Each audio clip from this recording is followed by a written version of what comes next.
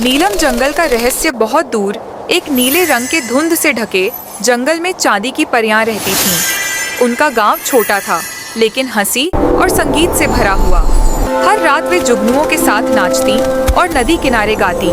लेकिन धीरे धीरे गांव से परियां गायब होने लगीं। कोई समझ नहीं पा रहा था कि ये क्या हो रहा है। डर का साया पूरे जंगल में छा गया। परियों की सभा ने सैनिक भेजे, मगर वे खाली हाथ लौटे। गांव के बीचों बीच नीलम ब्यूटी हॉल था, जहां एक परी समीरा फूलों से खुशबू निकालकर इत्र बनाती थी। उसका स्वभाव कोमल और हंसमुख था, पर जब उसकी सबसे प्यारी दोस्त लापता हुई तो उसका दिल टूट गया। एक दिन वह औषधि की तलाश में पहाड़ी की तरफ गई। वहां उसने देखा कि रानी के निजी सैनिक एक परी को पकड़कर अंधेरी गुफा में ले जा रहे हैं। समीरा का दिल कांप उठा। वह भागकर गांव लौटी और सबको बताया, लेकिन गांव वाले उस पर हंस पड़े। बोले, रानी हमारी रक्षक है, उस पर शक करना पाप है।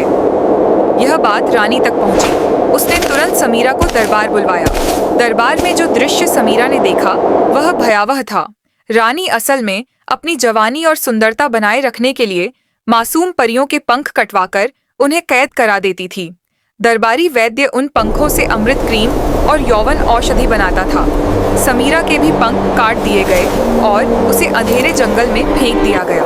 कई दिनों बाद भूखी प्यासी समीरा को एक नीली चमकती हुई नीलम कली मिली। जैसे ही उसने उसे खाया, उसका शरीर जगमगाने लगा। उसके पंख लौट आए, पहले से ज्यादा मजबूत और चांदी जैसे चमकदार। अब समीरा ने बदला लेने की ठानी।